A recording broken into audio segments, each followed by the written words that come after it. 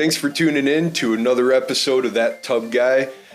Today we have a special guest, a little bit of a curveball, Joe Gagnepain, who is a local artist who I have actually been seeing this guy's work for decades in the Fox Valley area in Illinois outside of Chicago. I've been seeing Joe's work on the side of buildings, sculptures, you name it. I've really seen his stuff everywhere. I hate to call him a local legend, but that's what it feels like to me. So I feel, honored to have you here today, Joe. So thank you very much for coming in. Thank you, Nick. Yeah, so thanks for being here, man. Like I said, I feel honored to have you here. Oh, thank you. Absolutely. And I know this is a little bit of a curveball for you too, just coming in and being on camera and stuff. So thank you for extending yourself and doing this. One thing I suppose I should backtrack in how you and I recently connected. I was at the Tub Today office checking out bathtubs, doing what I do, talking tubs.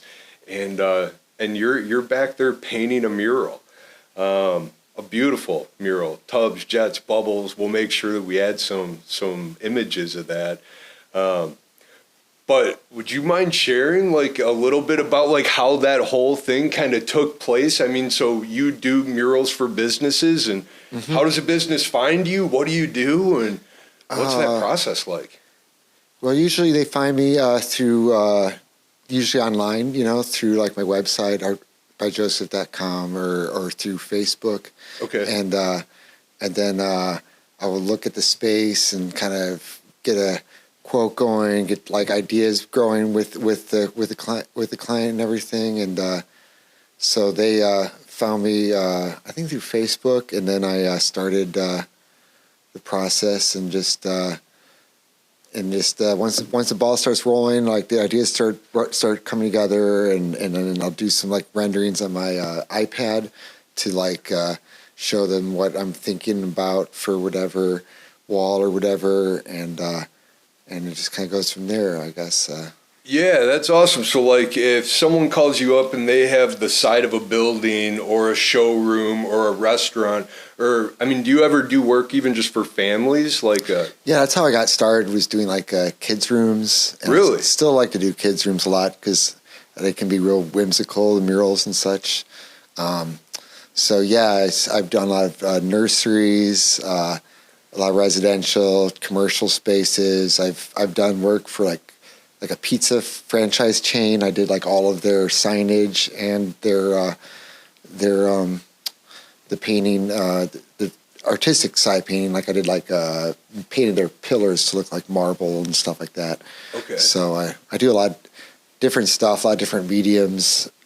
I've done stuff with I do ice sculpting, and I've done snow sculpting internationally that we won awards at, and my team that I was part of, and do some sand sculpting in the summertime, and also I've worked in metal a lot too. Done a lot of public statues for schools and municipalities, and yeah.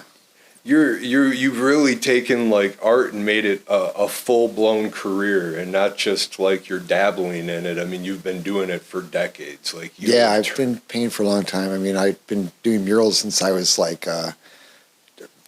once I became a teenager. I think I started doing murals when I was in high school, early in high school, painting a neighbor's wall. The murals are still there today,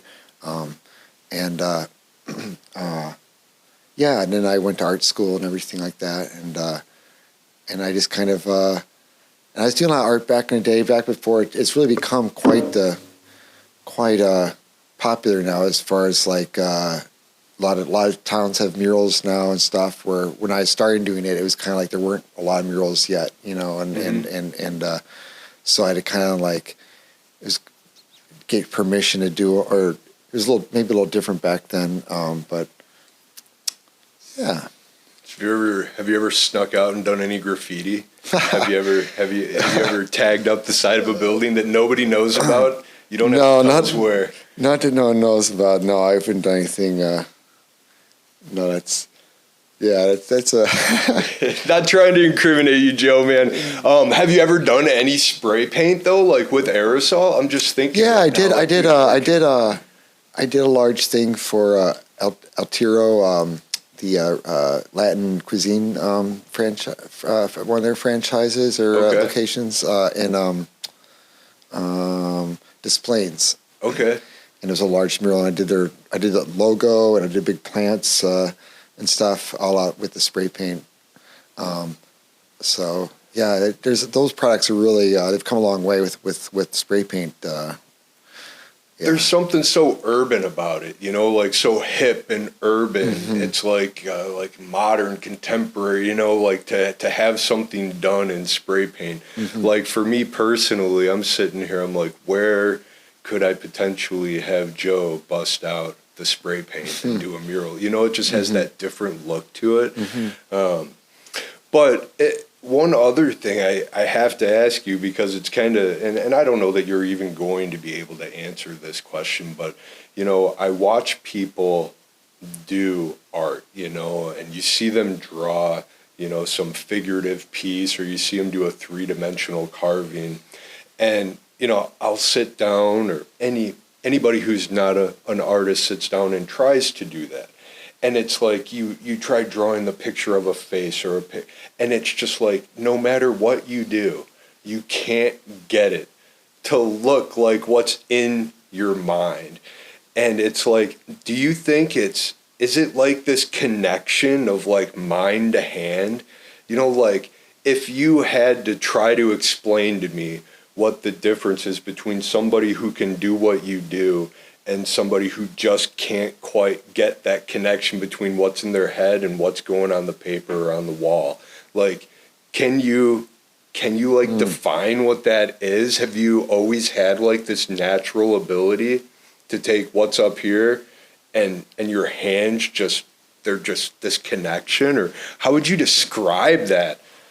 I know like with drawing, like a lot of it was like kind of actually as far as like copying something was kind of mathematical in a way. Like I would see things in proportions, and it goes for too, like blowing up a mural, it's like if it's this long, on the paper compared to this part being this big, then it's like the same thing like on a wall. Like when I'm drawing something, it's like you see everything in proportions and angles, like, and so as far as like copying something, it's like that. Like now drawing something for imagination, like that's I guess some of that is like you kind of learn like how to draw a person, and then when you draw from your imagination, you're able to kind of draw by what you know. But it's I mean there's different levels of like of ability of skill with imagining. I don't know like how. It's a good question. Like if you knew the secret, then you'd be able to, help everyone. Yeah, you'd be able to teach people to do it. Yeah, right. But yeah, I mean, it's like I like I said, it's like proportions and angles is how I'd like copy something, and like, and looking at what you're actually looking at rather than what you know. Like people will like draw a face and they'll like think like, oh, an eye, so they'll just like draw an oval. But if you look at an eye, it's like kind of like. It's not just an oval, it's kind of like some angles and get the actual shape of stuff. When you were growing up, every kid has like their art class work and their sketchbooks, and their mom saved, some crayon drawings from the fridge. Everybody's got a little arsenal of those. Do you have any of that stuff from when you were growing luckily up? I've been able to keep some of those. Like I still got a few of those drawings, like you said, with the crayons. I've got some of my sketchbooks from when I was early teenager, like 11, 12, 13 about, I think is when I started keeping a sketchbook. And I was taking private drawing lessons at that time, and locally here in St. Charles. And I was drawing like... we were studying like Michelangelo and stuff like that, like the masters. So I was drawing like nude people and stuff like that. So some of the sketchbooks have some of that stuff in there.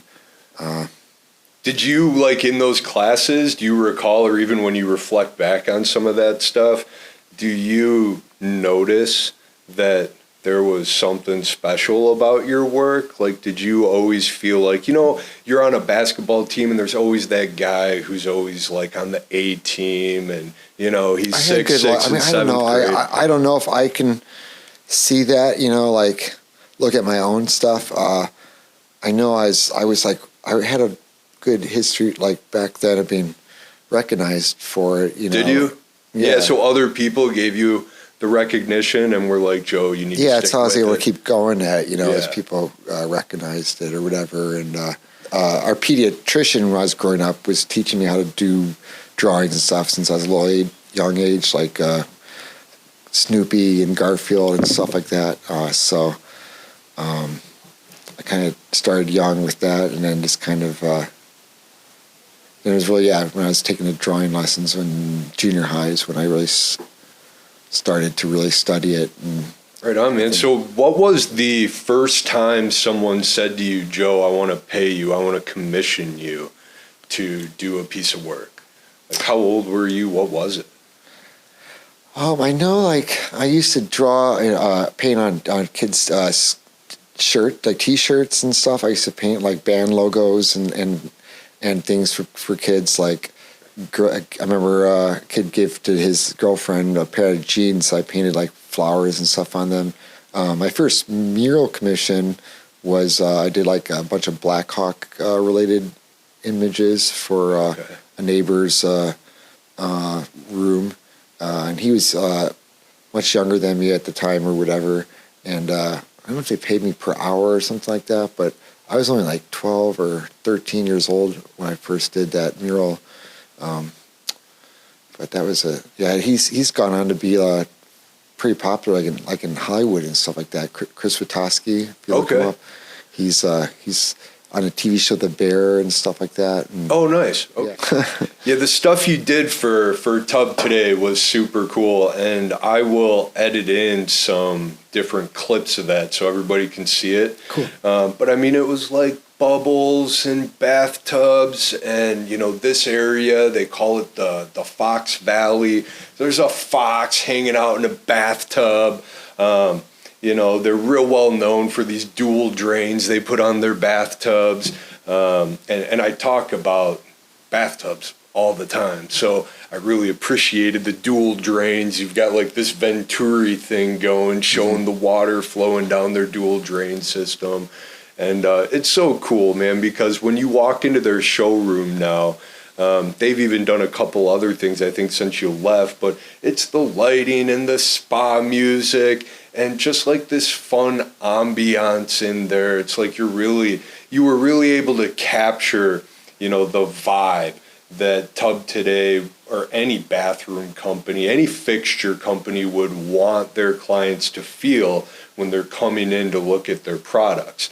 Mm-hmm. It's kind of like you're in this kind of big bathtub 4-wall aquarium, I mean, it's good. That's what I was going for. Yeah, it was super awesome. But I mean, any company could get a hold of you and say, hey, Joe, I want to talk to you about X, Y, and Z, or a family could call you and say, I want to do this amazing thing for my daughter, my son. Yeah, I might be calling you talking about some graffiti with some spray paint. That sounds super cool to me. John, can we go to the computer? But Joe, I just want to, I have your website pulled up right now, and, artbyjoseph.com, and, across the top, you've got all sorts of different really nice menus, your signature, looks like there are prints. One thing I wanted to check out, I know this guy, this is down by the old police station in St. Charles, right? Yeah. Yeah, so like this guy, I walk by, I think everybody who is in this area walks by this sculpture and probably talks about it with their family, with their kids. But is this 100% all parts from bicycles? It is? Yeah. Okay. Yeah. Dude, so how did you find all these parts? This is a lot of bike parts. I know. Back then, there was a lot more. There wasn't as many scrappers on the roads back then. It's like I built that right after 9/11. Okay. So this is like in 2001, and I just had like a collection of bicycles I had assembled, and I did a horse out of bike parts for Geneva's project. They had a artist decorated bicycle thing going on, and so I had all these bikes left over from that, and then had this idea, kind of vision of making a fox out of bike parts, like using the shape, the ears being the triangular shape of the frames and stuff. So I kind of had this initial idea, and then I made it for the local Scarecrow Festival that St. Charles is known for. Okay. And then it won the mechanical category at the festival, and then the mayor, when I was getting the check from the mayor for the being presented for winning, she's like, oh, don't take that apart, keep it, we'll find a home for it in St. Charles. And then so it ended up being purchased by the art committee. Yeah, dude, it turned out awesome. And then there is something else I want to go into. Okay, this is just the list. I got to find it. There is a video in here. Is it on here, Joe, or is it actually on your Facebook with the ice sculpting? Oh, no, it is in here. Isn't it your video? You've got this awesome video of you like starting an ice sculpture and like you're talking and working. It's like you can really get into the mind of the artist. Do you know what I'm talking about? Yeah, I don't know if that's, it might be, I don't know, on the About page there's some videos. I'm not sure where that video is stored actually on the... I know you can go to, you've got some great stuff on Facebook too, but dude, look at this stuff. So what if, I know, oftentimes folks will have big fancy parties for the holidays. Have you ever gone out to just like a residence and done something like this? I've done ice carvings at parties before. I've even done like the drink luges where you pour the drink down it and stuff. But yeah, most of the time with the ice sculpting is a demonstration type of scenario. So like I used to do the Christmas walk in Geneva. And then I go to West Chicago each year and do their Frosty Fest, and I've even been. I think once we did like a ice sculpting training thing where we went like my friend that I get my blocks of ice from. He does ice sculpting like year round. Like he does a lot of it. He tours internationally and stuff like that. Like goes to Canada and stuff like that. And so we did it. One of his gigs, and we did we teaching people how to ice sculpt at a party, and so we're kind of overlooking these different teams. Yeah. So the ice sculpting, well, one, I've never quite comprehended, and I guess that's okay because I'm not the artist, I'm not the sculptor, but folks will start with like a log or a chunk of ice, and they do this little sketch. A lot of people, like even at the flea markets, they'll turn a log into a bear. They're building all these like log cabin type sculptures. And you're like, how do you have this vision of like the scale and the proportions? And it's like you get so deep into one of these carvings, like this owl that you did out of ice. You get so deep into it, you don't want to have your proportions a little bit off. It's like you got one block of ice. Yeah. This is not amateur hour. This is for like the advanced. And I don't know how you do it. Again, it goes back to that question of like the brain connecting with the hand, and I feel like that's so much of what an artist is. Yeah, because once you start making that cut on ice, you're committed to it and stuff. But there's some wiggle room with the whimsicalness of working with like the themes of ice sculpting, to what level,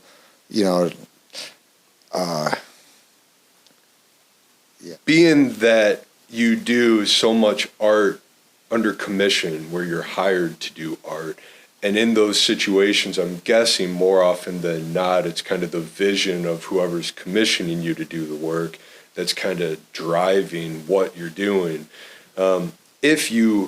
If you could, and let me kind of paint a scenario. So if someone said, Joe, I'm just going to pay you for the next 2 weeks, and I just want you to do whatever it is that you love the most. It could be paint, spray paint, sculpture. If you had to, and you had to pick right now what you were going to do, like what would be at the top of the list, you know, like what would it be that you would like to spend 2 weeks on? I think with everything that's being done with spray painting now, I've seen I'd probably like to try my hand more at that, doing like a realism dash,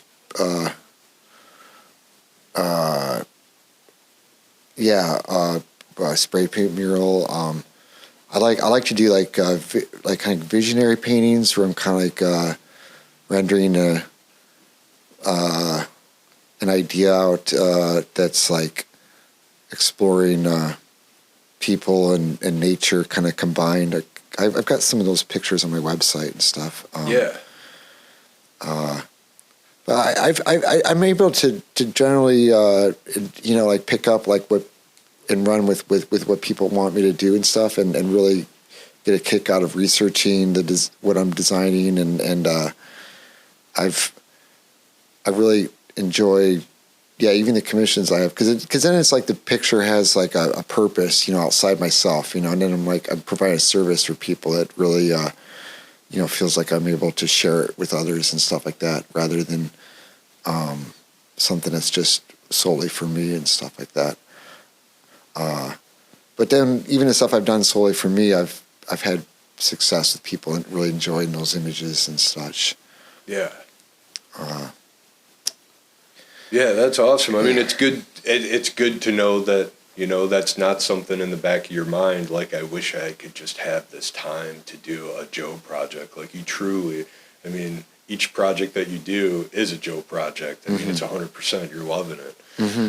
So you were telling me when we were kind of prepping that you are actually doing a project for a family. I don't know if you've started it yet, but you're doing kind of a hallway and a child's bedroom. So those kind of things, like anybody out there could just give you a call, Art by Joseph, and get in touch with you, and you'll swing by, call them.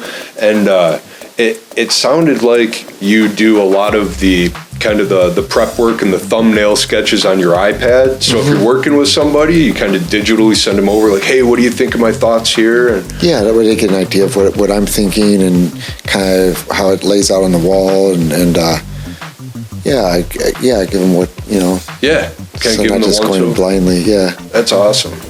Well, I think it's a beautiful process, and I think what you do is beautiful, man. Thanks, I love your art. Appreciate I love that we're doing this, because I truly have admired your work all over the Fox Valley for decades. Thank you. And even before we recently connected, I would tell my daughters, like, oh, that's Joe Gagnepain, that's a Joe Gagnepain.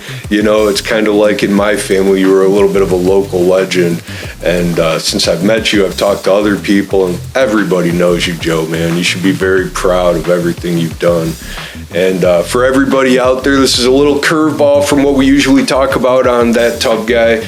But definitely check out artbyjoseph.com. Look up Joe on Facebook. I'll put the links to everything in. And Joe, thanks again for being on with us. Thank you very much. Man. This was awesome. Yeah, 100%. Appreciate it. Cool. Yeah, that'll be awesome, man. Thank you so much for doing this, Joe. Yeah, no problem. Yeah, good. That was stellar. Yeah, dude, just chilling. That's enough. Dude, that's totally perfect, man. Yeah. Okay. Yeah. Everybody got to know you.